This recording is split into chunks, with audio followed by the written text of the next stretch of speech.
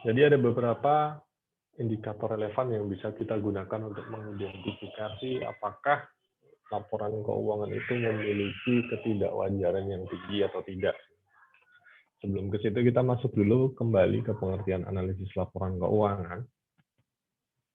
Jadi analisis laporan keuangan khususnya dalam hubungannya dengan perpajakan adalah analisis yang dilakukan terhadap suatu laporan keuangan sehingga dari hasil analisis itu dapat diketahui di mana red flags atau titik penting adanya kesalahan yang disengaja ataupun tidak berada.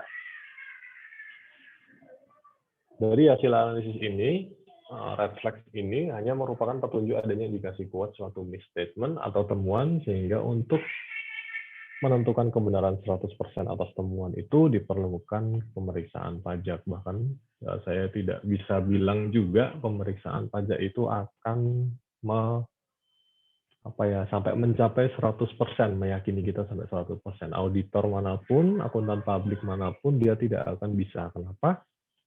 Ya tergantung size perusahaannya, tapi terutama kenapa? Karena untuk meyakini bahkan di satu akun saja, itu bisa jadi bukti yang harus kita uji, itu jumlahnya ribuan, ratusan ribu, bahkan mungkin ada yang jutaan kalau skalanya sangat besar. Nah, kita belum punya sumber daya untuk bisa mengecek satu persatu gitu bukti-bukti yang ada gitu. Kenapa? Karena bukti itu tuh bukan hanya angka saja, belum tentu kita rekap saja, tapi harus kita pastikan bahwa memang bukti itu berkaitan dengan akun tersebut dan lain sebagainya. Maka kegiatan pemeriksaan pajak, audit, dan tempat lain itu ada yang namanya audit plan lah, seperti itu. Kita narrow down red flags yang teman-teman kemarin contohnya sudah lakukan, itu digunakan untuk menyempitkan gitu ya, untuk narrow down terhadap kesalahan-kesalahan yang sifatnya material.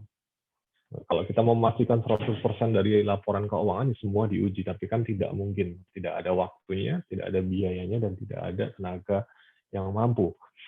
Jadi red flags itu memang diperlukan gitu untuk menyempitkan ruang lingkup dari pemeriksaan sendiri. Analisis dulu pertamanya, menyempitkan ruang lingkup di analisis, kemudian kalau memang sudah dilanjutkan ke pemeriksaan untuk pemeriksaan.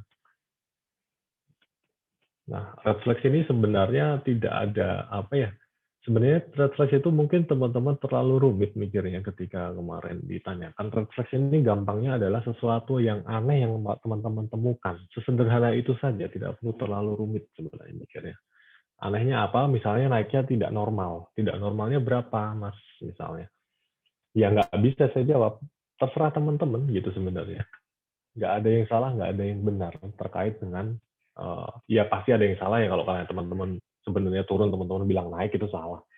Nah, tapi yang menurut teman-teman meragukan itu nggak ada yang salah gitu. Makanya list sebanyak-banyaknya yang teman-teman kira-kira itu ragu. Termasuk ketika nanti teman-teman sudah bekerja, list semuanya yang teman-teman ragu, teman-teman perlu tanyakan, itu di list aja semua gitu, tidak ada batasannya.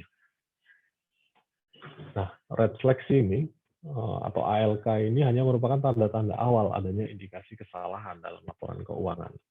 Jika ingin hasilnya 100% tepat, 100% lagi dia bilang, maka harus dilakukan pemeriksaan pajak. Jadi dia hanya early warning. Kita nggak bisa bilang, salah satu red flags yang kita temui adalah kenaikan kenaikan peredaran usaha gitu lebih dari 10% misalnya, sementara kondisi ekonomi seperti ini atau sebaliknya dianggap dia melakukan income smoking dan lain sebagainya, itu kembali hanya merupakan sebuah indikasi, tidak ada angka pastinya. Jadi dia tidak bisa digunakan untuk menerbitkan SKP tentunya. Kenapa? Karena SKP harus fix bahwa memang ada selisih peredaran usaha, selisihnya berapa, buktinya mana, itu harus ada. Sementara ketika kita baru ALK, kita baru melihat angka. Kita nggak bisa langsung bilang bahwa ketika ada selisih di situ, kita bilang selisihnya merupakan potensi pajak. Belum tentu, harus dibuktikan dulu. Nah, itu kayak tidak bisa. Bisa sih di satu titik gitu ya, mungkin di KPP Pratama misalnya, atau di yang membawahi misalnya wajib pajak yang dia memang tidak memiliki pembukuan. Dia wajib melakukan pembukuan, tapi dia tidak memiliki pembukuan. Sehingga ketika teman-teman pemeriksa melakukan pemeriksaan, dia tidak bisa memberikan bukti apapun, ya mau nggak mau. Satu-satunya bukti yang kita punya adalah laporan keuangan. Di kondisi itulah bisa laporan keuangan itu, analisis laporan keuangan digunakan sebagai dasar menetapkan SKP. Tapi itu circumstances yang sangat jarang sekali terjadi. Ya, seperti ini mengingat kembali jadi langkah-langkah dalam siklus akuntansi, teman-teman sudah sangat paham, tentunya mengulang sedikit. Jadi dimulai dari analisis transaksinya, terus di sini juga tentunya ada pencatatan bukti-bukti dan lain sebagainya, dan kemudian itu bukti-bukti yang dikumpulkan di jurnal, di-post ke dalam ledger atau buku besar, lalu dibuat trial balance. Setelah dibuat trial balance, dilakukan penyesuaian. Nah, ini ada worksheet opsional kemudian langsung ke sana, atau juga dia membuat trial balance yang sudah disesuaikan. Nah, dari situ baru disusun laporan keuangan, terdiri dari laporan laba rugi, statement of owner's equity, balance sheet, laporan arus kas, dan lain sebagainya. Setelah itu dilakukan penyesuaian dan juga penyesuaian jurnal penutup terhadap beberapa akun. Kemudian mempersiapkan neraca atau trial balance setelah dilakukan jurnal penutup dan kembali lagi ke siklus awal seperti itu. Nah, langkah-langkah dalam melakukan analisis laporan keuangan. Jadi dari yang tadi saya sampaikan ada 7 materi sampai dengan UAS, itu pada prinsipnya langkah-langkah yang kita gunakan itu sama, yaitu meliputi 3 langkah-langkah ini, hanya detailnya saja yang berbeda. Yang pertama, pre-analysis phase, yang kedua analysis phase, dan additional analysis. Di pre-analysis phase, kita kenali perusahaan yang akan dianalisis. Apa jenis perusahaannya?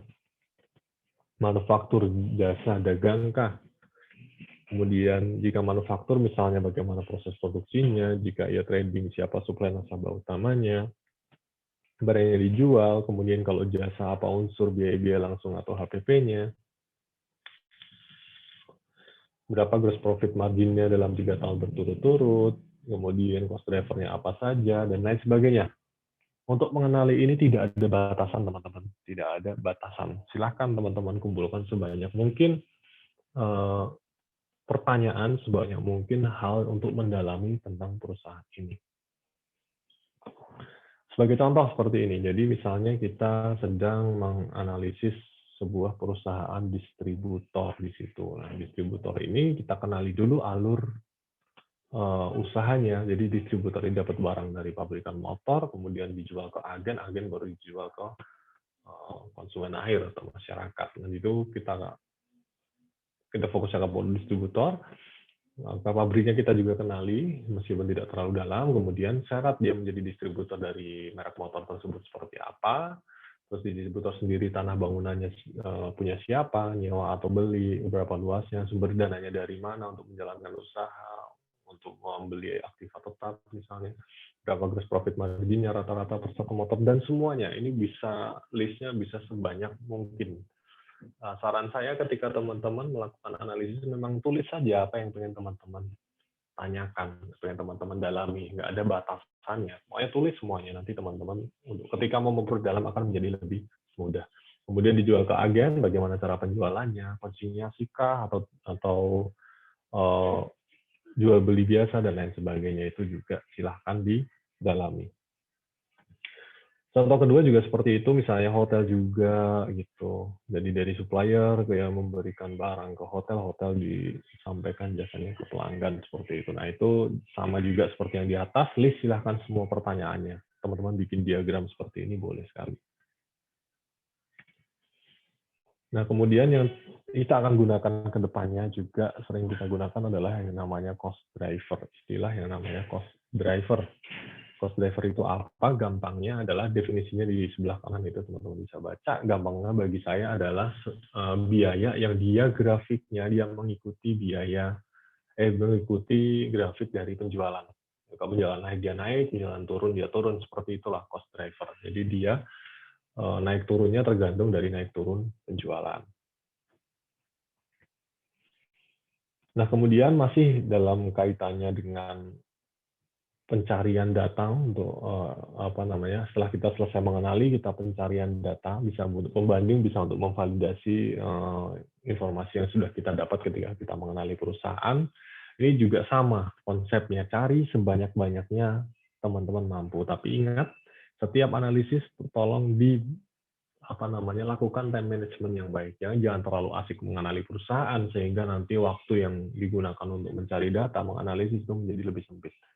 Silakan deh. Batasannya adalah waktu, tapi jumlahnya itu tidak ada batasannya. Semua dan tidak terikat di sini aja. Tidak. Ini salah sekian contoh saja ya data yang bisa teman-teman cari itu. Jadi observasi langsung di lapangan, permintaan data ke Pemda, PEB, PIB, PPN, data pembayaran tagihan, pembayaran pajak, keberatan banding, kepemilikan, ini untuk data internal terutama di DJP. Kemudian data eksternal juga misalnya prospektus perusahaan, informasi umum via internet, media massa, atau apapun itu, semua jenis informasi yang berguna untuk analisis teman-teman sekalian. Setelah kita dapat informasi, kita salah satu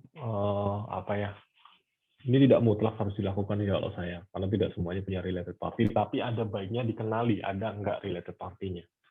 Kenapa? Karena related party itu akan berpengaruh sekali terhadap kewajaran nilai transaksi.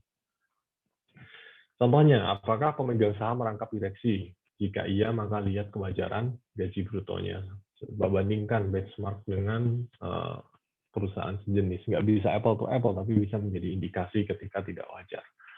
Kemudian, apakah supplier utama atau pembeli atau nasabah utama, jadi supplier atau nasabah, supplier atau konsumen, itu ada hubungan istimewa dengan direksi atau pemegang saham?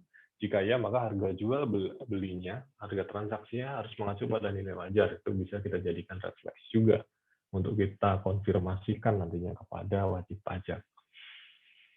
Kemudian apakah perusahaan memiliki pinjaman dari atau kepada pemegang saham? Nah, jika ada, terapkan PP 94 dan perubahannya gitu ya. Jadi bunganya wajar atau enggak, ada bunganya atau enggak, seperti itu. Teliti sumber dananya. Jika sumber dananya katakanlah si pemegang sahamnya itu sumber dananya dari pinjaman, jadi dia minjem kemudian dipinjamkan ke perusahaan, itu tidak boleh. Kenapa nggak perusahaannya langsung minjam saja ke pemilik dana aslinya? Kenapa harus melalui pemegang saham? Kalau ada bunga kepada pemegang saham dengan kasus yang barusan saya sampaikan, itu harus dikoreksi fiskal. Kemudian cermati catatan atas laporan keuangan penerapan angka 7 dan transaksi afiliasi atau hubungan istimewa. Transaksi afiliasi meliputi penjualan pembelian, intragroup services, bunga royalti, dan lain sebagainya. Nah, setelah itu kita masuk ke pre-analysis phase summary. Tahap pre-analysis atau pra-analisis. Jadi yang pertama, kenali dengan baik perusahaan yang Anda analisis, mulai dari input, proses, output, bagaimana komponen biaya HPP, berapa laba brutonya 3 tahun berturut-turut, apa cost driver-nya. Langkah kedua, lakukan observasi atau visit kepada lokasi usaha wajib pajak, seperti itu wajib dilakukan itu untuk memvalidasi informasi yang teman-teman dapatkan baik dari internet, koran, majalah, dan lain sebagainya. Kemudian ketiga, kenali pihak related party terhadap supplier, nasabah utama, utang piutang related party, pos biaya intangible, dan related party. Jadi ini analisis yang baru saya sampaikan. Rangkumannya seperti ini. Ada 3 tahap yang harus teman-teman lakukan sebelum melakukan analisis. Nah, kita masuk ke tahap analisis sekarang karena sudah bicara mengenai rasio dan lain sebagainya. Jadi ada 3 indikator penting gitu yang bisa dengan ini saja itu teman-teman sudah bukan bisa menentukan ya, ada indikasi bahwa si wajib pajak atau entitas ini melakukan ketidakwajaran pembukuan. Indikator pertamanya itu gross profit margin, indikator kedua cost driver, ketiga analisis kredit. Akan kita bahas satu per satu. Yang pertama, gunakan laba kotor atau gross profit margin sebagai indikator vital gejala kesalahan. Jadi ada laporan keuangan seperti ini, resumenya tahun 2006 sampai 2008, laba kotornya seperti itu, kemudian sales-nya seperti itu. Nah, gross profit ratio-nya atau gross profit margin-nya itu demikian. Jadi pertama di tahun 2006 gross profit margin-nya 26,7, kemudian naik menjadi 36,6 dan turun menjadi 10,38 di 2008. Menurut Ogara dari KPMG, sebuah perusahaan akuntan publik yang sangat terkenal, one of the big four, jika terjadi fluktuasi laba kotor dengan penurunan yang tinggi, offline margin sebagai hasil perbandingan selama 3 tahun berturut-turut, maka hal ini merupakan indikasi adanya fraud. Jadi grafiknya liar. Nanti akan kita lihat contohnya yang maksudnya grafik liar seperti apa. Kemudian penurunan laba kotor ini hanya dapat dibenarkan oleh kondisi ekonomi makro secara nasional. Jadi kalau kondisi ekonomi nasional sedang lesu, laba kotor ikut turun, atau sebaliknya ketika booming ikut naik. Atau dalam kondisi sekarang, kondisi sekarang pandemi dan juga pertumbuhan ekonomi negatif, maka wajar ketika kegiatan usaha wajib pajak turun gitu. Nah, di sini kan kita lihat dia turunnya hampir 3 kali lipat atau lebih, malah 3 kali lipat lebih gitu ya, tinggal sepertiga gitu, bisa menunjukkan sesuatu yang tidak wajar gitu. Ini grafiknya yang saya bilang tadi liar gitu ya. Jadi kalau pembukuan yang jujur itu tidak terlalu berubah di dalam kasusnya ini. Perusahaannya sudah mature ya, sudah bukan yang baru tumbuh atau bukan yang sedang decline, ini yang mature, itu seharusnya tidak terlalu berbeda jauh grafiknya seperti itu. Nah, ini juga teman-teman bisa bikin ketika sedang menganalisis laporan keuangan. Itu teman-teman bisa buat grafik wajarnya itu dari gross profit margin industri dipakai behavioral benchmark model misalnya, pakai BBM atau pakai apapun, di mana teman-teman dapat info mengenai gross profit margin industri tersebut, teman-teman bisa gunakan itu untuk membuat grafik jujurnya itu. Nah, terus bandingkan dengan grafik perusahaan yang kita periksa gitu, atau kita analisis. Nah, ketika grafiknya liar, naiknya drastis, turunnya drastis, dan seperti itu, atau konsisten di atas ini, kalau konsisten terus nggak apa-apa ya, konsisten di atas, tiba-tiba ke bawah, terus lurus di bawah. Nah, itu ada indikasi pembukuan tersebut tidak wajar. Direkayasa atau enggak harus dibuktikan.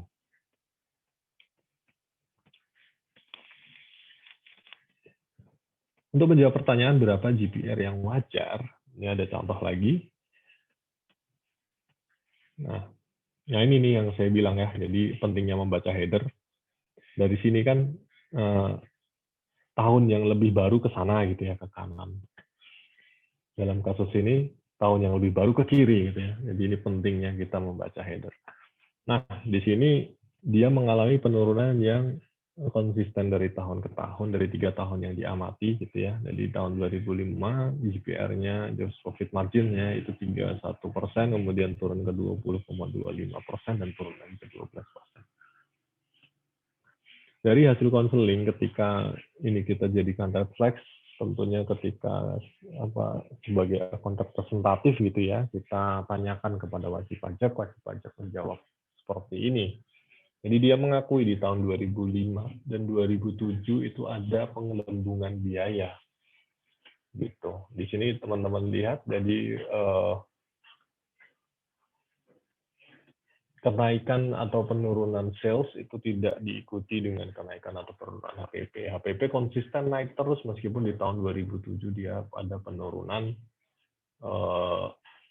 penjualan seperti itu.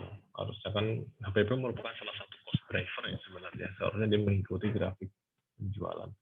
Nah, ternyata setelah dilakukan konseling ketemu tuh di tahun 2007 dan 2005 ada penggelembungan biaya, yaitu biaya pembelian dengan faktur sederhana dan upah buruh yang keduanya ada di elemen HPP. Di pembeliannya dengan faktor sederhana, jadi susah ditelusuri kebenarannya, kecuali ketika kita sudah masuk ke pengujian bukti-bukti di proses pemeriksaan pajak. Nah, itu baru dia mengakui adanya penggelembungan di situ. Ada contoh lagi, itu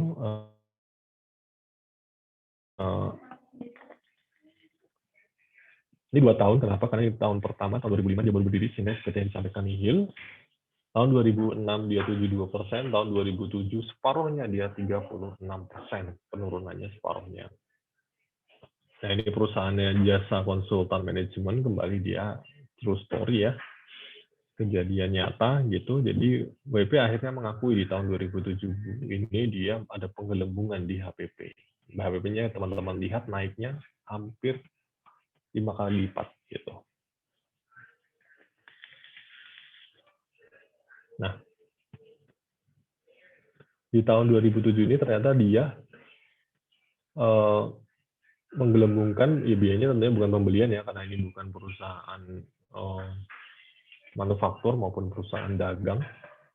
Jadi tidak ada pembelian bahan baku di situ, karena jasa, dia menggelembungkannya di biaya tenaga ahli dan biaya tidak langsung lainnya.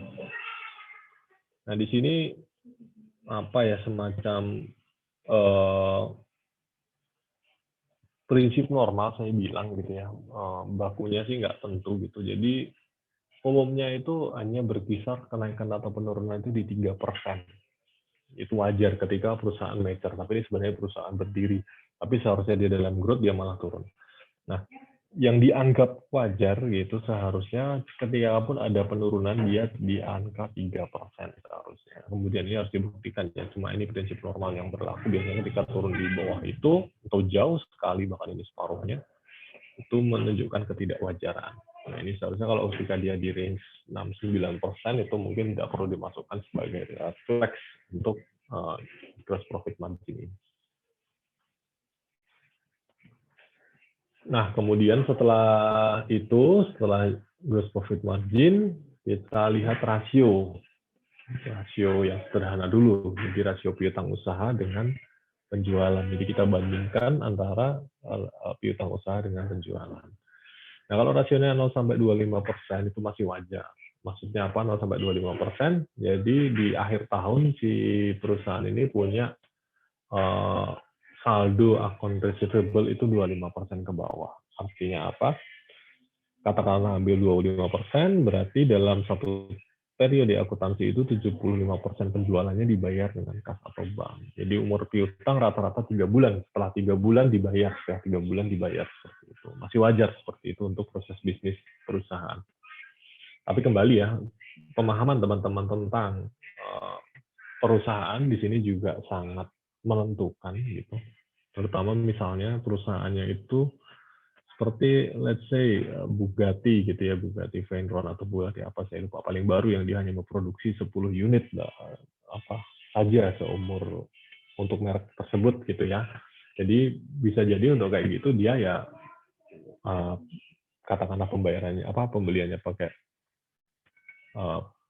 kredit gitu, tentunya pembayarannya juga belum tentu, karena mungkin katakanlah dia setahun hanya jual satu gitu ya. Jadi wajar ketika hanya dibayar sekali, itu mungkin di akhir tahun. Dari selama setahun itu mungkin masih wajar.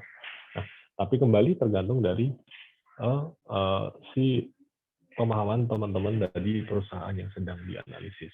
Nah, ini kita bicara perusahaan normal ya. Perusahaan pada umumnya. Nah, kemudian yang kedua itu ketika rasionya di antara 26% sampai 50%, kita ambil 50%, ekstrimnya ini merupakan gejala pertama. Jadi gejala yang awal adanya kecurangan dalam pembukuan. Kenapa? Dalam artinya ketika ngambil kutub tertingginya 50%, jadi penjualan itu dibayar sekali setiap 6 bulan.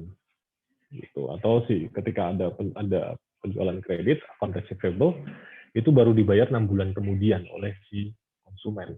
Nah, itu mulai aneh kan? Kalau cash flow-nya berantakan, maksudnya tidak memiliki cash yang cukup untuk operasional, maka ini dapat mengganggu cash flow sesungguhnya ketika lama rata-rata tagihannya 6 bulan. Nah, kemudian yang berikutnya 51 sampai 100% itu sudah menunjukkan adanya indikasi transaksi kepada related party. Kenapa seperti itu? Let's say kita ambil 100%, maka dalam 1 tahun itu tidak dibayar sama sekali piutang usahanya. Perusahaan yang mau untuk tidak dibayar piutangnya selama 1 tahun, kemungkinan adalah perusahaan yang ada hubungan istimewa di dalamnya. Seperti itu. Kalau lebih dari 100% itu sudah aneh sekali dan itu sudah harus masuk ke red flag jelas gitu. Kenapa?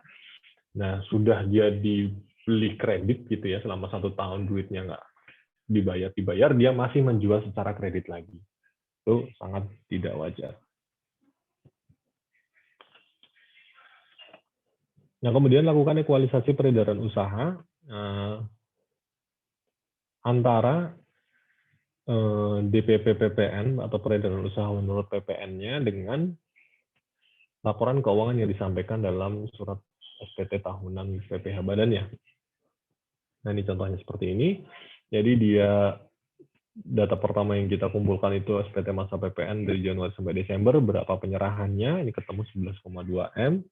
Kemudian ditambahkan dengan masa Desember yang dilaporkan di SPT masa PPN pasal 21 gitu ya. Pengakuannya di 2021. Nah, itu ketemu 1,4, tentunya untuk keadilan kita kurangkan juga yang sebenarnya bagian dari tahun 2019 yang dilaporkan di awal tahun 2020. Biasanya memang ada beda waktu seperti ini. Itu kita kurangkan sehingga ketemu nilainya DPP PPN tahun 2010 11,8. Kemudian ternyata di laporan keuangan hanya dilaporkan 8, sekian miliar. Ada selisih 2 miliar 940 juta. Nah, di sini timbul pertanyaan, kira-kira apa penyebab selisihnya? Mengapa ada selisih ini dan apakah selisih sama dengan potensi pajak? Nah, ini silakan teman-teman pikirkan, nanti akan kita jawab di belakang. Jadi ketika ketemu selisih ini, apakah langsung kita bilang bahwa ini merupakan adanya pajak yang adanya penjualan yang belum dilaporkan dalam SPT tahunan atau apa? Itu akan kita jawab nanti. Kita lanjut dulu, kemudian setelah kita mengekualisasi peredaran usahanya, kita mengekualisasi pembeliannya, gitu ya. Nah, ini kan cost driver yang berhubungan dengan penjualan. Nah, ini kalau tadi PPN dengan peredaran usaha, ini PPN dengan pembelian juga. Kalau tadi PPN keluaran, ini yang kita pakai PPN masukan. Nah, dari DPP PPN masukannya ada 7,4 miliar, terus pembeliannya dia 7,6 miliar. Jadi ada 200 selisihnya. Nah, 200 inilah yang akan kita minta penjelasan. Tentunya perlu kita minta penjelasan kepada wajib pajak. Kalau memang 200 ini terdiri dari objek-objek PPN yang belum dipenuhi kewajiban PPN-nya, ya tentunya kita minta wajib pajak untuk memenuhinya. Tapi tergantung kembali selisih dari 200 ini atas apa. Nah, itu yang bisa menjawab cuma wajib pajak. Makanya kita konfirmasikan kepada wajib pajak. Kemudian perlu juga kita lakukan pengamatan lapangan gitu ya, terutama khususnya untuk perusahaan yang tidak atau bukan PKP. Karena ada perusahaan yang tidak wajib PKP, itu misalnya seperti hotel, restoran, jasa pendidikan, jasa angkutan dasar, dan jasa lainnya yang terdapat pada negatif list Undang-Undang PPN. Maka salah satu caranya yang bisa kita lakukan untuk menilai omsetnya itu dengan melakukan pengamatan di lokasi usaha. Nah, kita bisa juga melihat harga jual via internet, misalnya koran majalah, googling, misalnya brosur atau minta langsung wajib pajak atau key person, itu juga bisa kita lakukan karena brosur atau price list gitu kan ada biasanya di hotel misalnya. Terus harga jual ini kita analisis, kita kalikan dengan banyaknya pembeli, atau pengguna jasa, atau tamu, atau pengunjung rata-rata sehari atau seminggu. Kemudian perhatikan juga bulan-bulan peak season, low season. Nah, ini juga merupakan cara yang cukup efektif untuk menilai besarnya omset. Kalau tidak ada data pembandingnya ya.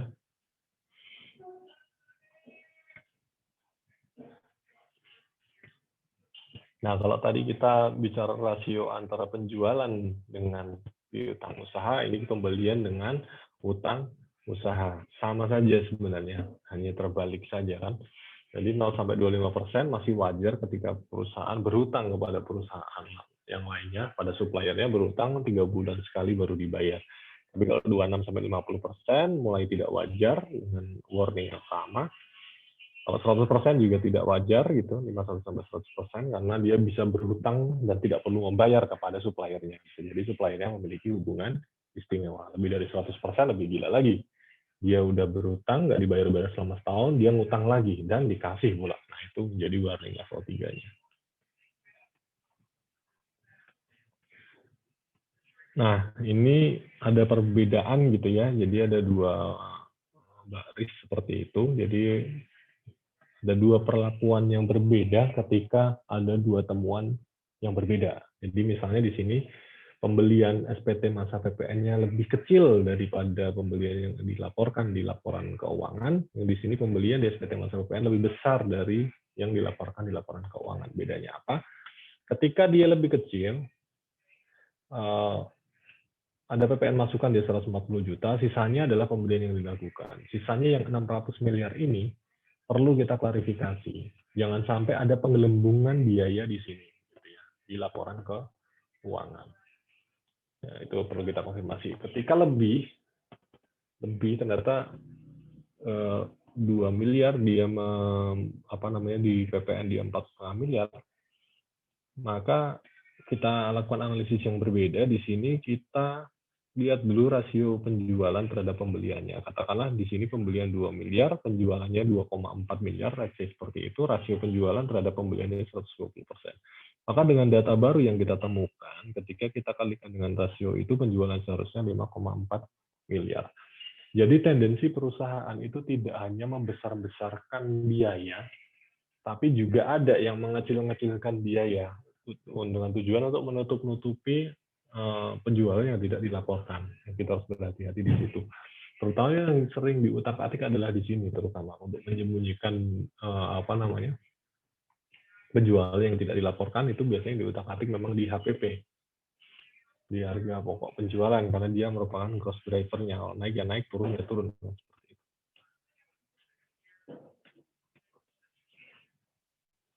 Nah, kemudian pengujian pembelian pada HPP juga bisa dilakukan dengan melakukan konfirmasi ke supplier. Ini khususnya untuk pembelian yang data PPN masukannya nggak ada. Kita bisa pakai SP2DK, meminta kepada si wajib pajaknya, atau telepon ke supplier, gitu, seolah-olah sebagai pembeli untuk menanyakan harganya yang wajar berapa sebelum kita lakukan analisis atas harga yang kita peroleh itu. Bisa juga visit ke supplier, gitu jika memungkinkan. Terapkan PPN tanggung renteng pasal 16F. Jadi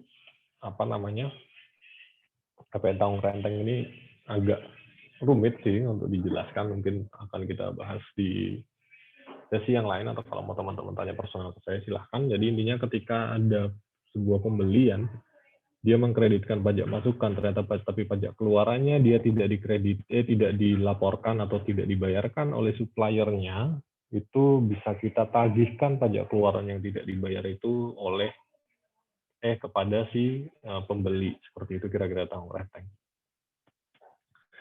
Nah, kemudian mengirimkan data PPN atau PPN masukan ke KPP lawan transaksi, ini namanya konfirmasi. Jadi KPP benar nggak ada PPN tersebut sudah disetorkan atau belum oleh lawan transaksi dan lain sebagainya. Kemudian langkah berikutnya kita bisa melakukan analisis jumlah karyawan tetap dan tidak tetap dengan menggunakan analisis selisih. Nah, jadi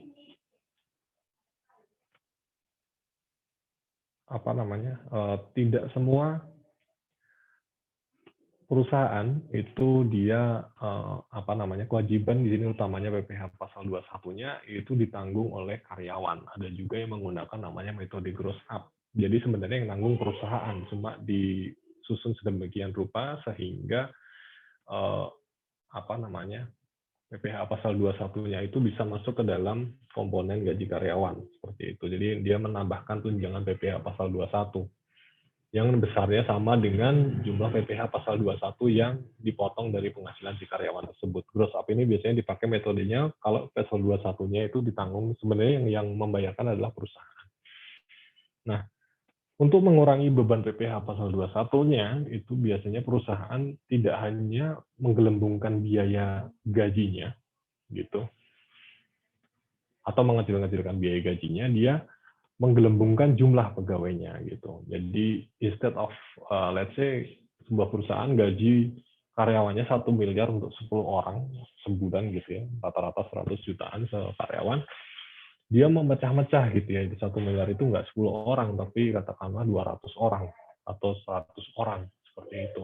Tujuannya apa?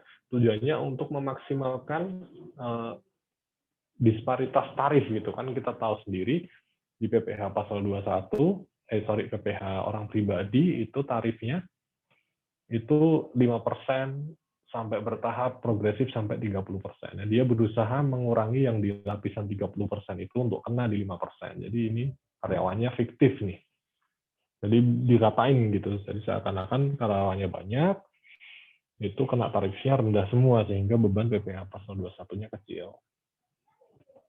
Kita bisa tahu dari mana indikasinya. Yang pertama, tren penambahan karyawan tetap atau tidak tetap tiap tahunnya, let's say selama 4 tahun, nggak sama dengan tren penambahan penjualan. Jadi naik, terus misalnya nambah, terus padahal penjualannya stagnan. Kemudian ada penambahan atau pengurangan karyawan tetap atau karyawan tidak tetap yang terlalu sering terjadi dalam 4 tahun berturut-turut. Itu juga merupakan indikasi ketidakwajaran. Solusinya apa? Lakukan visit, jelas kita lihat sendiri orangnya ada berapa di situ gitu ya. Ambil fotonya kalau perlu, kemudian wawancara dengan key person-nya, satpam, bagian produksi, penjualan, kompetitor, bisa apa saja yang kita tanyakan, bisa berapa sih jumlah pegawainya, berapa sih digaji, dan lain sebagainya, sehingga kita bisa menghitung biaya gaji sebenarnya berapa. Kemudian minta fotokopi KTP KK setiap karyawan tetap tidak tetap untuk tahun terakhir saja, bandingkan hasilnya. Kita lihat jumlah yang dikumpulkan, KTP-nya apakah sejumlah dengan yang dilaporkan dalam SPT masa PPh pasal 21-nya.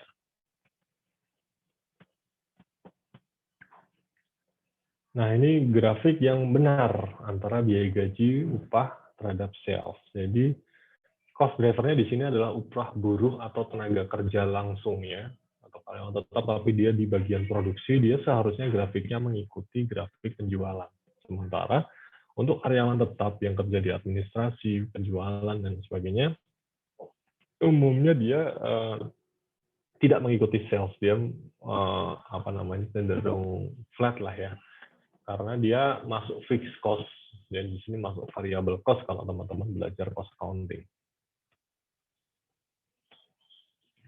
Ini tidak akan saya baca satu-satu, jadi lihat posisi laporan keuangan, laporan posisi keuangan atau balance sheet-nya. Akun-akun di situ, apa yang perlu kita waspadai dalam akun-akun di situ. Jadi misalnya, piutang dagang, kita lihat penambahan pengurangannya. Lihat rasio piutang dagang terhadap penjualannya. Seharusnya nilainya seimbang gitu dengan hutang dagang terhadap pembelian. Kalau ada yang jauh nilainya, nah itu juga menjadi indikasi. Kemudian piutang karyawan atau piutang direksi, kita lihat penambahan pengurangannya. Nah, ini kita konfirmasikan dulu ketika ada penambahan atau penambahan, terutama jika dananya dipinjam dari bank.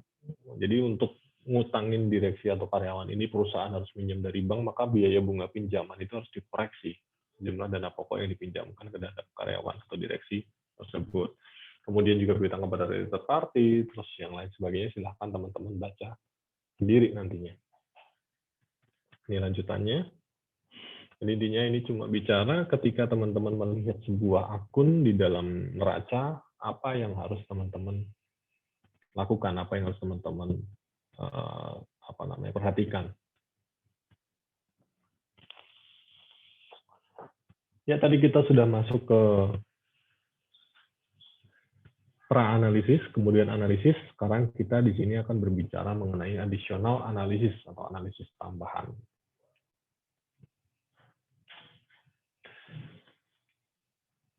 Nah, prosedur analisis di sini dia merupakan perbandingan mencari hubungan yang paling realistis dan paling dekat dari sumber yang berbeda baik data keuangan maupun data non keuangan. Kalau tadi kita ketika analisis kita lebih fokus kepada data yang ada di laporan keuangan ya, itu di data keuangan, dan di sini juga kita menggunakan data-data non keuangan.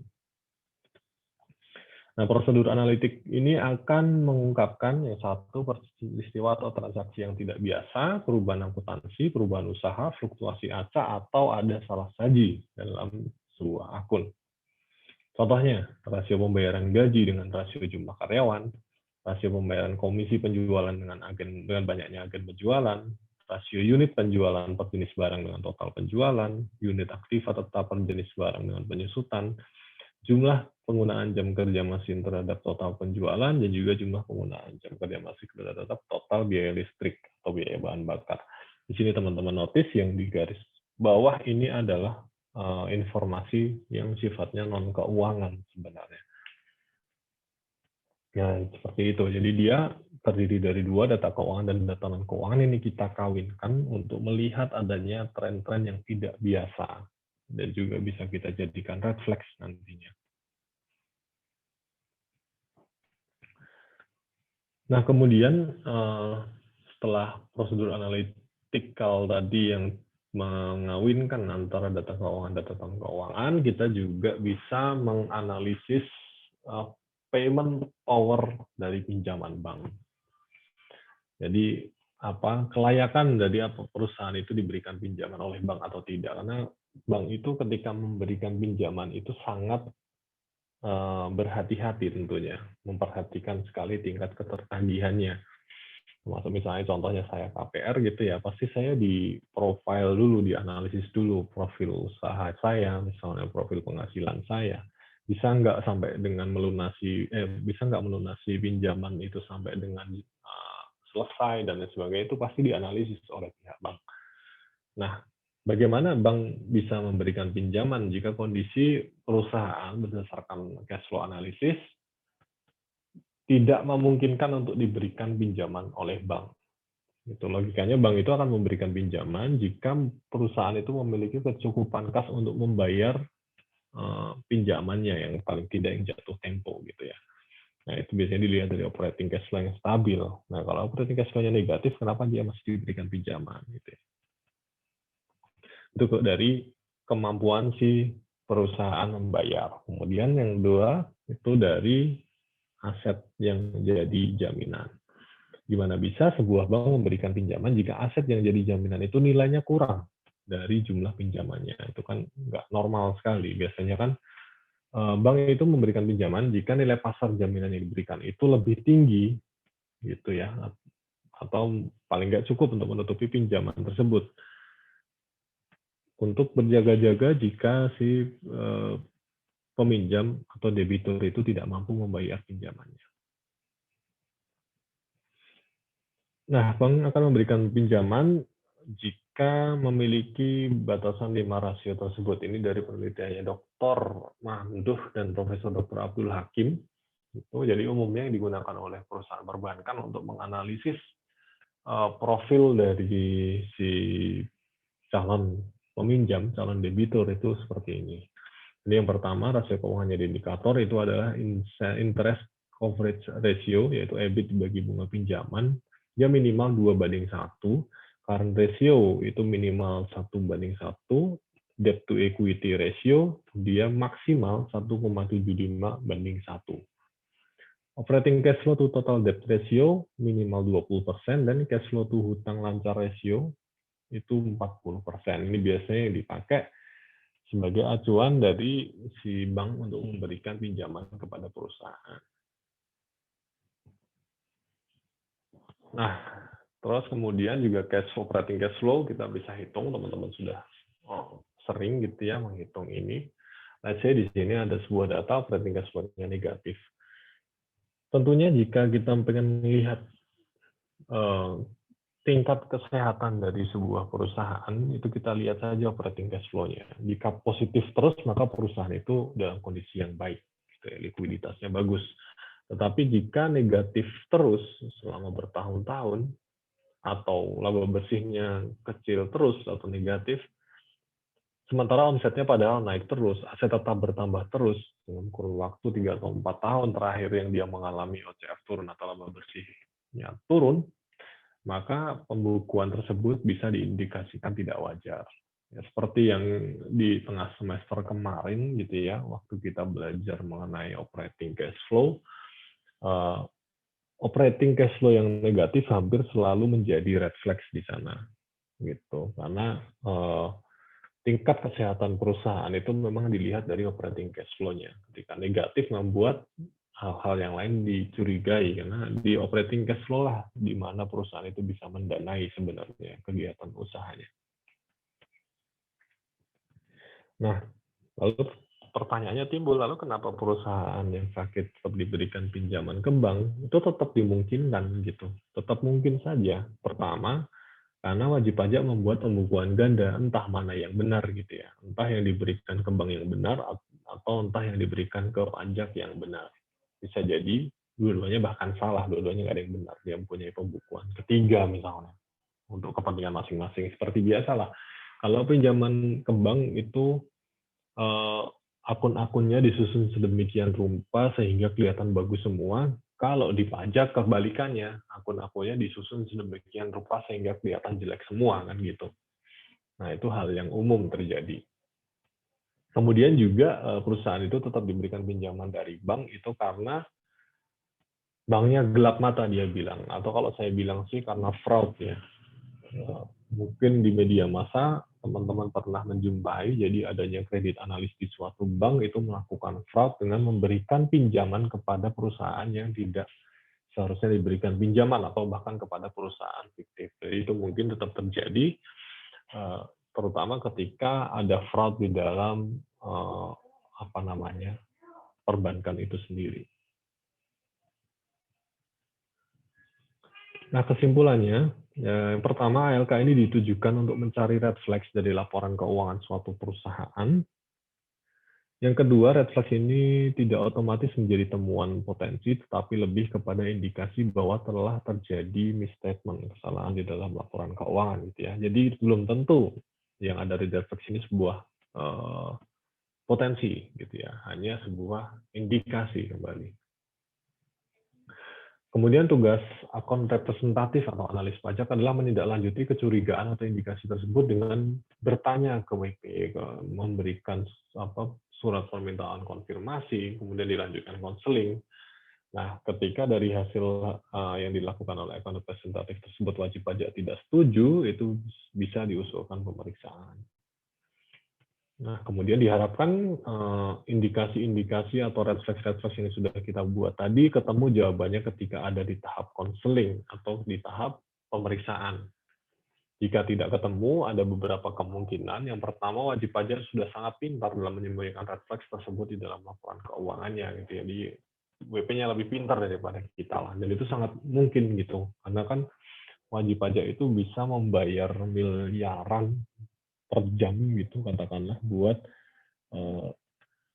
konsultannya untuk mengeset sedemikian rupa sehingga laporan keuangannya terlihat wajar gitu.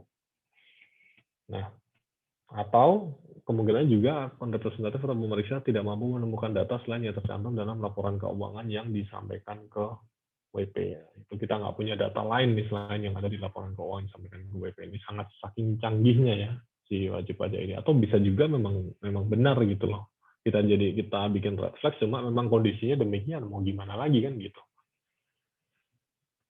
Nah, tapi untuk meminimalisir kemungkinan-kemungkinan tersebut, jadi kita nggak bisa menemukan indikasi tidak bisa membuktikan, bukan menemukan, tapi tidak bisa membuktikan indikasi ketidakwajaran tersebut, kita membutuhkan dukungan dari pihak-pihak lain, data-data pihak ketiga terutama. Jadi kita perlu memanfaatkan akses rekening bank wajib pajak misalnya, akan udah ada undang-undangnya sendiri mengenai keterbukaan informasi untuk kepentingan perpajakan.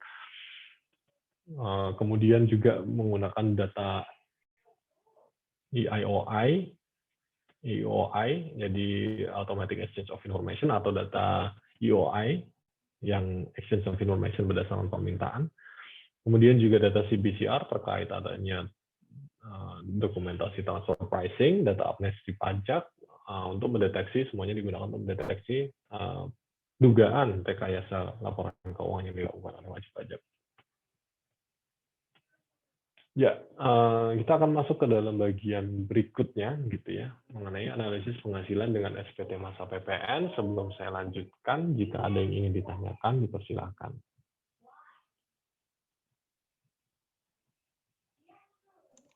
Izin bertanya, Mas. Ya, silakan. Yang di slide sebelumnya, yang step 5 itu kan yang analisis selisih atas laporan keuangan 3 tahun terakhir. Ya, itu kan ada biaya pendirian yang diamortisasi. Itu contohnya gimana ya, Mas? Yang mana tuh, slide yang mana? Yang slide step 5. Slide 32 kalau nggak salah.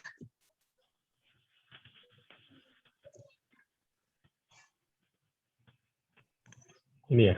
Ya, yang paling bawah itu.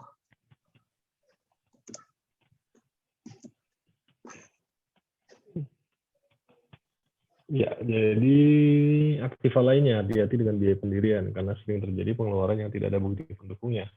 Biaya pendirian ini diamortasi sebesar yang ada bukti pendukungnya saja.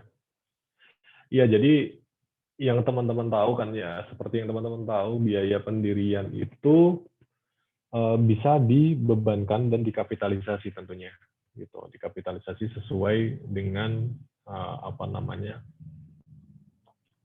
estimasi tersendiri gitu. Jadi kan dia karena biaya pendirian tentunya tidak bisa dibebankan sekaligus di awal karena nilainya biasanya sangat besar. Nah, di sini sering juga gitu ya, mumpung bisa dikapitalisasi semua biaya yang tidak boleh dimasukkan bahkan dimasukkan ke situ atau yang bahkan nggak ada bukti pendukungnya. Kan biaya pendirian itu banyak, biaya perizinan, biaya rangkaian biaya perizinan seperti itu, kemudian biaya notaris dan lain sebagainya. Nah, itu semua harus kita ada tahap harus kita klarifikasikan bukti-bukti atas biaya tersebut sampai mencapai jumlah tersebut gitu ya. Ketika WP beberapa cuma mengada-ada, yang penting dia dimasukkan ke situ, nggak ada buktinya, ya itu harus dikoreksi, harus diminta dikeluarkan. Yang diamortisasi hanya yang sebesar yang ada bukti pendukungnya saja. Kira-kira gitu sih. Oke, terima kasih, Mas. Ya, Dina, ada lagi yang mau ditanya? Izin bertanya, Mas. Silakan. Mengenai perbandingan penurunan gross profit margin yang tadi yang 72% kurang 3%. Nah, tingkat kewajaran 3% itu mengacu kemana ya, Mas? Apakah... Nah, itu yang... Iya, betul. Ya, jadi memang kembali kan tadi saya lihat itu prinsip yang normal ketika untuk perusahaan mature itu biasanya naik turun 3% dalam kondisi wajar. Maksudnya tidak ada kondisi goncangan ekonomi yang sangat besar dan lain sebagainya, itu 3%. Saya lupa dari mana saya pernah baca juga itu, penelitian itu gitu ya. Tapi tidak selalu sih saya bilang. Di sini juga saya bilang tadi tidak selalu 3% itu hanya prinsip normal yang untuk gampangnya saja gitu. Jadi kalau dibilang kalau di range masih 3% itu masih dianggap normal. Untuk dasarnya sih saya harus cari lagi sih sebenarnya. Tapi tidak selalu digunakan sih menurut saya karena kembali setiap setiap sektor usaha itu beda, fluktuasinya pun beda gitu ya. Jadi itu kembali tidak bisa digeneralisir, tapi itu salah satu contoh prinsip umum sih biasanya kalau naik turun 3% gitu. Baik, terima kasih, Mas. Ya, sama-sama. Ada lagi? Izin bertanya, Bang. Ya, gimana? Masih bingung tuh kenapa rasio piutang dagang terhadap penjualan itu sama dengan hutang dagang terhadap pembelian. Itu kenapa, Bang? Makasih ya. Ya, itu karena kaitannya antara tadi sales dengan cost driver gitu ya. Jadi pembelian itu seharusnya berjalan beriringan dengan penjualan. Jadi kalau penjualannya nambah, tentunya pembeliannya nambah, kan yang dijual harus dibeli gitu. Ketika dia nggak, jadi kita katakanlah perusahaan dagang ya, jadi nggak bisa produksi sendiri. Kalau jumlahnya nambah yang dijual, tentunya jumlah yang dibeli nambah. Begitu juga sebaliknya, ketika dia membeli banyak, seharusnya dia menjual banyak gitu ya. Nggak perlu kan dia beli banyak terus dia simpan gitu. Nah itu, jadi dia karena apa namanya dia berrelasi seperti itu, di mana penjualan itu di neraca itu akun yang melekat kepada penjualan adalah akun receivable, gitu ya, penjualan kredit. Sementara yang melekat kepada pembelian itu adalah akun payable atau pembelian secara kredit. Nah, rasio di antara keduanya seharusnya mirip. Kenapa? Karena grafiknya sama seharusnya naik turunnya. Gitu, Rizky. Makasih banyak, Bang. Sama-sama. Ada lagi?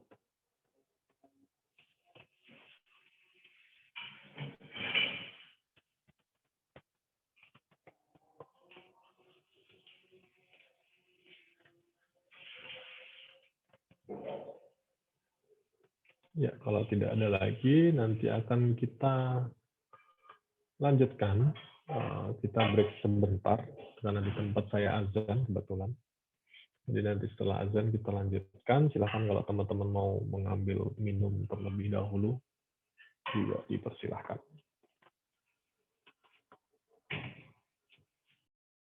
Kasus yang tadi. Kita kembali ke kasus yang tadi disampaikan. Jadi dari perhitungan seperti ini ketemu selisih kurang lapor penjualan di dalam laporan keuangan. Nah, selisihnya ini apa kan gitu pertanyaannya. Apakah gimana bisa ada selisih ini? Apakah itu berarti adanya potensi pajak atau tidak seperti itu? Nah, selisih 2,940 miliar ini harus bisa dijawab oleh perusahaan. Atau jika tidak bisa dijawab, dilakukan pemeriksaan, temuannya juga seperti itu. Nah, ini bisa jadi selisihnya karena adanya uang muka penjualan. Kemudian penjualan antar cabang, beda selisih kurs antara kurs tengah BI dengan kurs Menteri Keuangan. Atau ada penghasilan lain yang belum dilaporkan di SPT Badan atau hal-hal lainnya. Akan kita jelaskan satu persatu nanti setelah ini. Nah, ekualisasi tadi itu sumbernya bisa pertama tentunya dari SPT tahunan PPh badannya, laporan keuangan yang disampaikan, data perbankan, kemudian SPT masa PPN dari Januari sampai Desember, SPT masa 22 atau SPT masa 23. Nah, omset kita bandingkan yaitu omset SPT tahunan PPh dengan SPT masa PPN. Di SPT tahunan dia di peredaran usaha atau omset, di SPT masa PPN penyerahan BKP atau JKP. Nah, selisihnya ini ada dua perlakuannya. Yang kita benarkan atau dibenarkan atau bisa di maklumi gitu ya oleh petugas pajak, oleh representatif atau fiskus, atau juga selisih tersebut kita perlakukan sebagai potensi pajak. Nah, yang dibenarkan tadi misalnya ada selisih kurs di situ.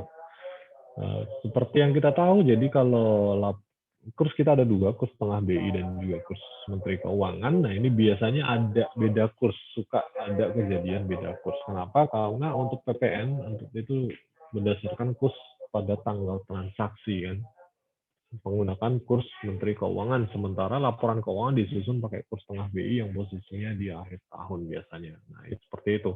Perbedaan antara kurs tengah BI dengan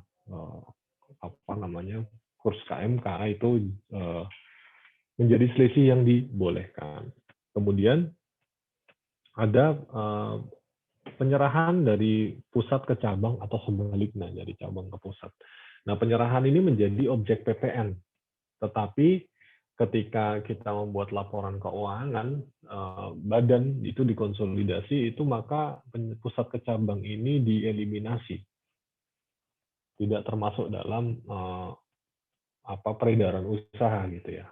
Karena di satu entitas yang sama. Nah, sementara di PPN dia tetap jadi objek PPN, sehingga selisihnya itu bisa dibenarkan. Kemudian juga ada penghasilan diterima di muka. Gitu. Penghasilan diterima di muka itu secara PPN ketika ada penerimaan uang, nanti akan kita bahas saat-saat pembuatan faktur pajak gitu ya. Salah satunya ketika ada penerimaan uang sebelum terjadinya penyerahan. Salah satunya itu uang muka. Ketika ada pembayaran uang muka, itu langsung dibikinkan faktur pajak. Akan tetapi, dari penghasilan, belum diakui sebagai penghasilan karena belum ada penyerahan. Nah, ketika ada selisih seperti ini dibenarkan juga.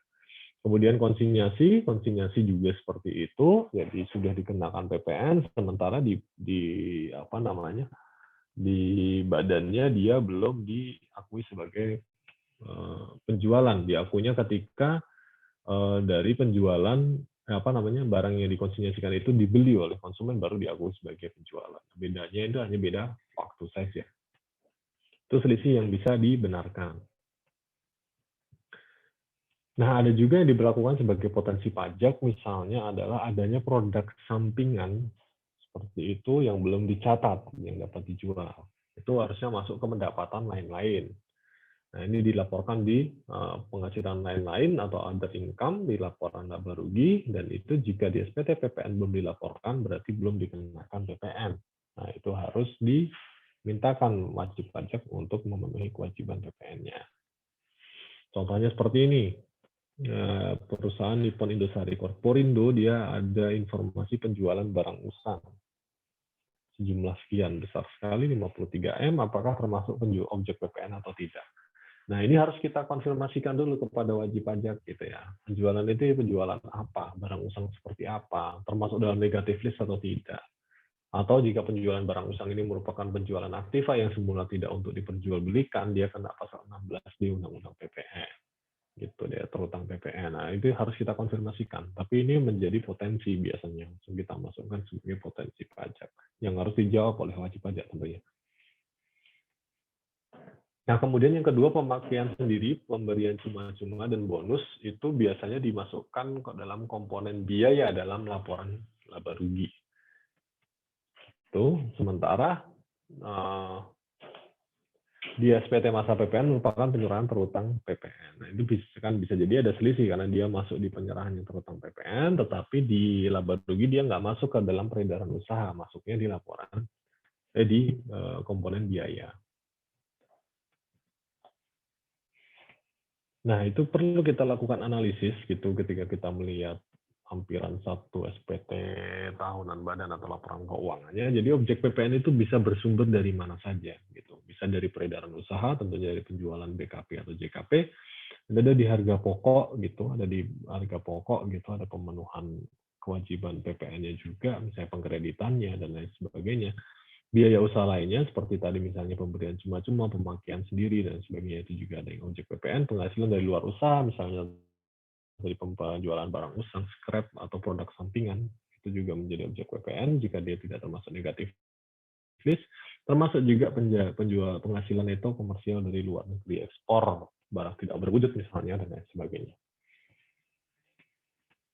Nah, ini ada contoh ekualisasi untuk lebih mendalami, memperkuat pemahaman teman-teman sekalian. Jadi ada PT Boneka Cantik, sebuah pabrik mainan. Dia dikukuhkan jadi PKP dan ada transaksi di tahun 2018.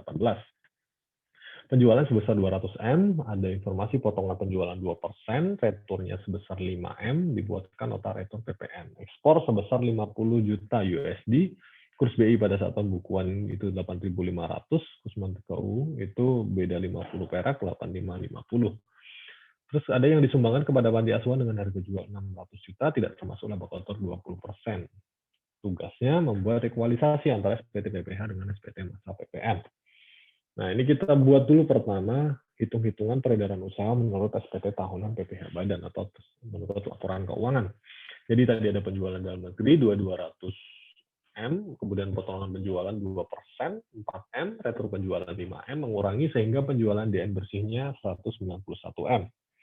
Kemudian ada penjualan ekspor menggunakan kurs setengah BI, iya betul, setengah BI karena dia disusun laporan keuangan itu di akhir tahun biasanya pakai kurs setengah BI, 425, kemudian kita tambahkan dengan penjualan dalam negeri bersih, ketemu jumlah peredaran usaha SPT-nya 616 miliar. Begitu juga PPN, kita lakukan perhitungan yang sama, penyerahan penjualan DN 196 langsung kita kurangi dengan potongan penjualannya. Kemudian ada retur penjualan 5M sehingga total penyerahan dalam negeri 191. Sampai di sini sama. Total penyerahan dalam negeri sama antara si peredaran usaha dari SPT tahunan badan dengan SPT masa PPN. Akan tetapi di PPN dia ada penyerahan ekspor nilainya 427.500, dia menggunakan kurs Menteri Keuangan. Kemudian ada penyerahan cuma-cuma, yang dana itu sumbangan sebesar 600 juta, sehingga penyerahan untuk PPN 619, 100 juta. Ada selisih 3,1 M.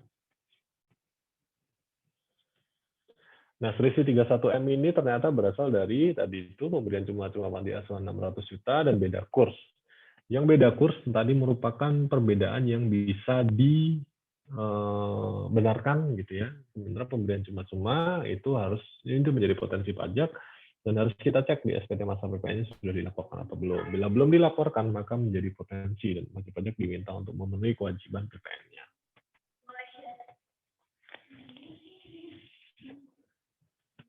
Soal nomor 2, PT KKSK. Melakukan penjualan kredit dengan valuta asing tanggal 10 Mei 2012, jumlahnya 100, KMK kursnya 9.000, kurs BI 900, HPP 90 dibayar lunas, tanggal 15 Juni, pada saat kurs KMK 950 dan kurs BI 9150. Nah, setelah kita buat, jadi omset menurut PPN dia 900, omset menurut laba rugi itu 910, ada selisih 10 dari selisih kurs.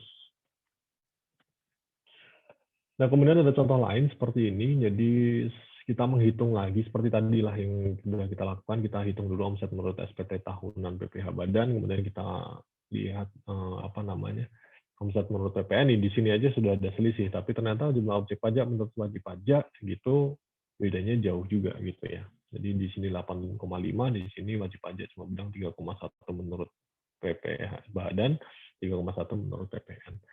Nah, ini ada koreksi sebesar sekian. Nah, ini gampangnya ketika kita membuat ini seharusnya kalau nilainya dekat seperti ini, itu berarti perbedaannya biasanya tidak terlalu signifikan. Biasanya ada selisih kurs dan lain sebagainya. Nah, tapi yang kita fokuskan nanti dikoreksi sini pada akhirnya. Nah, ini ada sebuah contoh himbauan gitu buat teman-teman sekalian yang biasa dilakukan oleh saya dan teman-teman akun representatif yang lain. Ini mengirimkan surat kalau sekarang istilahnya SP2DK ya, surat permintaan penjelasan data dan atau keterangan. Nah, di sini kita mengklarifikasi, jadi ada perbedaan antara SPT PPh, peredaran usaha di SPT PPh Badan dengan peredaran usaha di SPT masa PPN ada selisih 623 jutaan. Nah, apakah dengan ini, pertanyaan pertama, apakah dengan ini BP akan membayar? Jawabannya belum tentu, tergantung jawaban dia. Kalau memang ini selisih ini memang ada kewajiban, ada penjualan yang memang belum dilaporkan, maka BP kita minta pembetulan SPT tahunan PPh Badan gitu untuk mengakomodasi selisih ini. Tapi jika selisihnya tadi ada selisih kurs, ada pemberian cuma-cuma dan lain sebagainya, maka belum tentu ada yang harus dibayarkan. Ataupun kalau ada selisih tidak sebesar itu, misal seperti itu. Nah, kemudian apa upaya yang saudara lakukan agar wajib pajak membayar tanpa prosedur pemeriksaan? Yang tentunya hal-hal ini kita susun berdasarkan data-data yang kita punya. Kita sajikan, wajib pajak bisa menjawab atau tidak.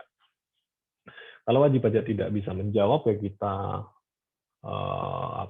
kita secara persuasif kita sampaikan lebih baik pembetulan saja gitu, untuk menghindari proses pemeriksaan, bukan menghindari ya. Kalau dia tidak mau memenuhi kan otomatis mau nggak mau tidak ada pilihan lain, akan representatif harus mengusulkan pemeriksaan. Apalagi kalau jumlahnya material kan gitu. Nah, daripada nanti ketika diperiksa temuannya bertambah banyak, itu ya tentunya kita sarankan wajib pajak itu untuk membayar saja kalau memang dia tidak bisa menjelaskan gitu ya. Dan dia mengakui sendiri memang ada kesalahan di situ, ya sudah bayar saja. Ya, pembahasan berikutnya mengenai tanggal invoice, apakah sama dengan tanggal faktur pajak. Nah, ini kita kembali ke pasal 13 ayat 1 Undang-Undang PPN. Seperti itu tadi ya, karena selisih peredaran usaha dengan dari SPT tahunan PP Badan atau laporan keuangan dengan peredaran usaha atau penyerahan SPT masa PPN, selisihnya bisa dikatakan karena beda waktu pengakuan. Nah, kenapa terjadi beda waktu? Nah, kita kembali ke sini nih, pasal 13 ayat 1.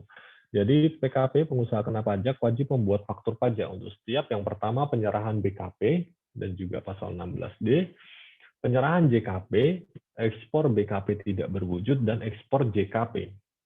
Itu kena pajak dan itu harus membuat faktur pajak.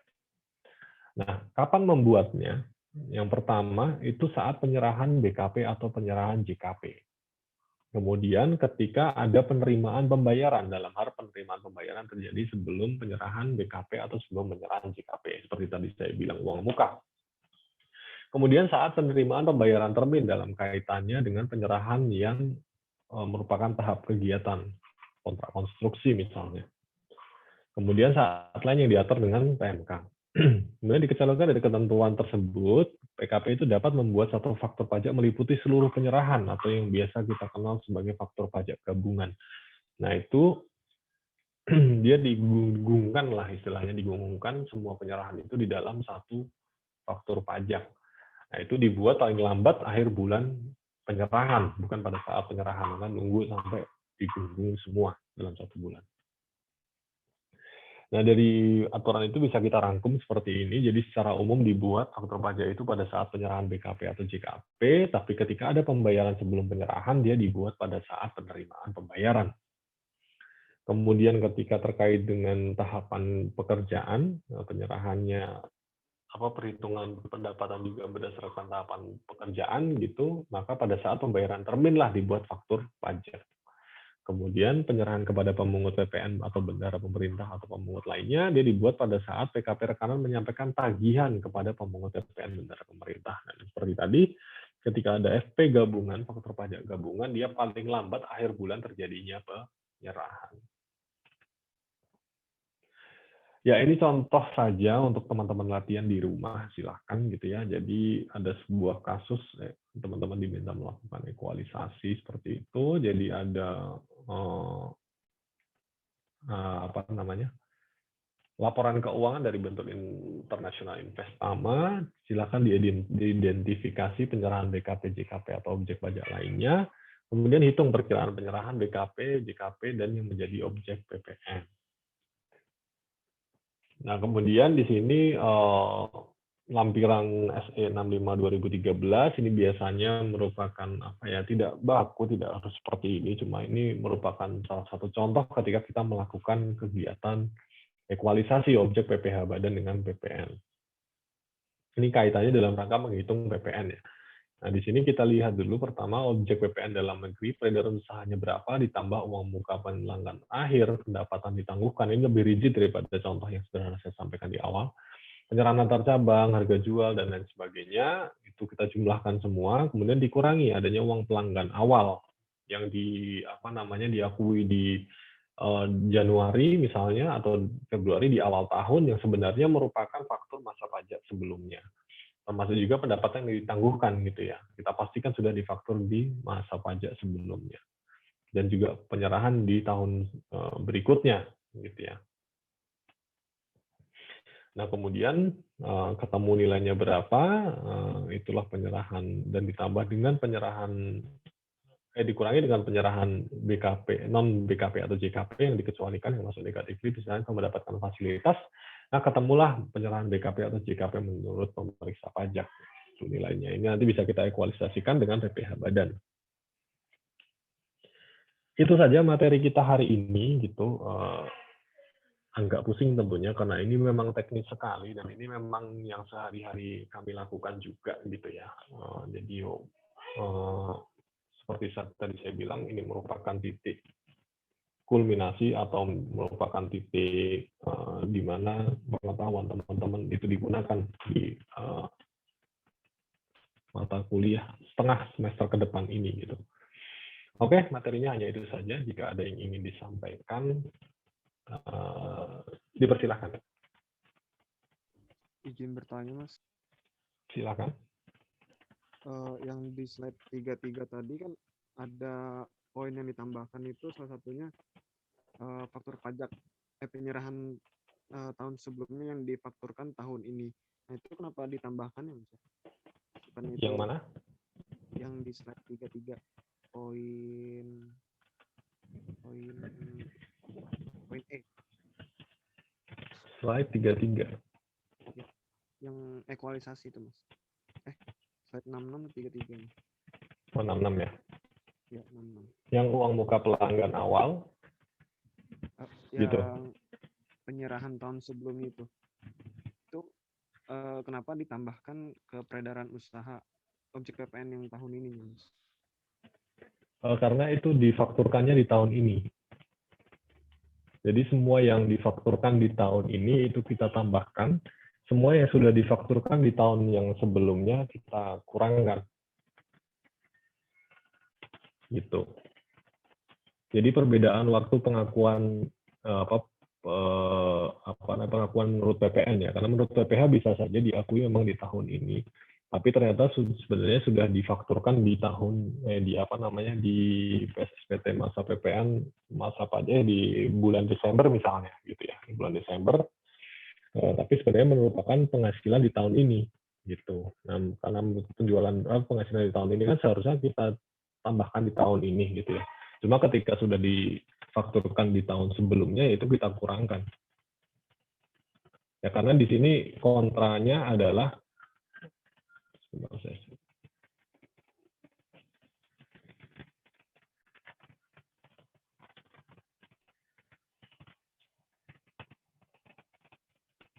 ya, jadi di sini dia kontranya yang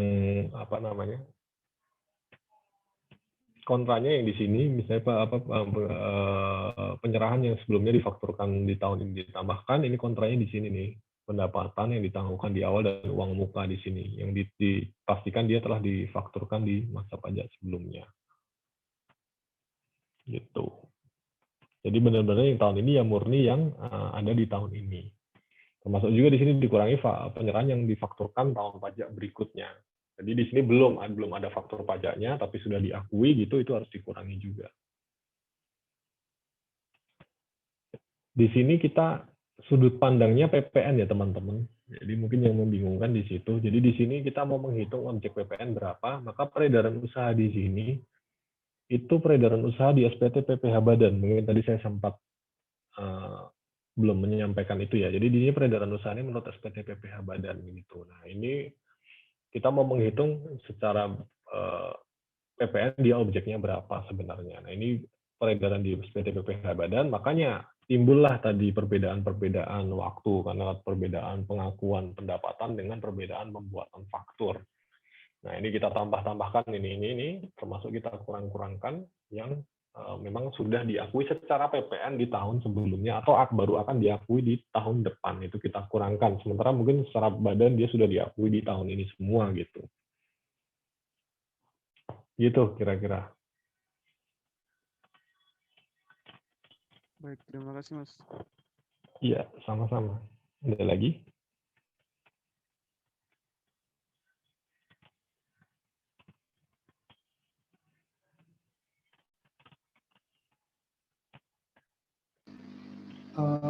Permisi Bang, izin bertanya. Ya, silakan. Baik, saya ingin bertanya kalau misalkan ya, untuk wajib pajak yang dia itu kegiatan usahanya itu untuk konstruksi atau dia itu membuat satu bangunan gitu, terus itu kan biasanya pembayarannya itu per termin. Kalau secara PPN itu kan dia terutang ya setiap kali ada pembayaran. Nah, kalau secara PPH itu nanti gimana? Apakah dia tiap pembayarannya itu sudah setiap step pembayaran itu sudah terutang PPH, ataukah nanti ketika terjadi penyerahan juga seperti halnya di konsinyasi ataupun di beberapa bidang usaha yang lain? Terima kasih. Iya, betul. Jadi ketika PPN, dia terutang ketika ada pembayaran termin ya, gitu, pembayaran termin. Nah, untuk PPH dia sampai dengan saat ini aturannya masih terutang terhadap tahap penyelesaian pekerjaan. Sampai dengan akhir tahun, berapa tahap penyelesaian pekerjaan, terus biaya yang dikeluarkan berapa, di dasar disitulah baru kita hitung-hitung ada PPh-nya atau enggak. Gitu. Jadi mungkin ada perbedaan lag di situ, terutama ketika pembayaran terminnya juga nggak nempel di penyelesaian termin pekerjaan.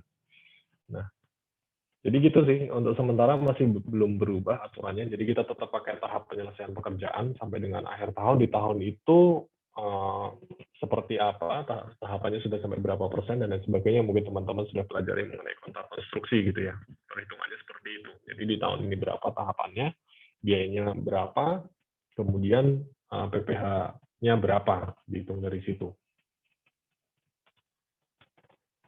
Itu kira-kira. Oh, berarti kalau untuk PPh-nya itu lebih ngikut ke prinsip akuntansinya ya? Tepat, ya seperti itu. Baik, terima kasih. Ya, sama-sama, Bram. Ada lagi, kawan-kawan?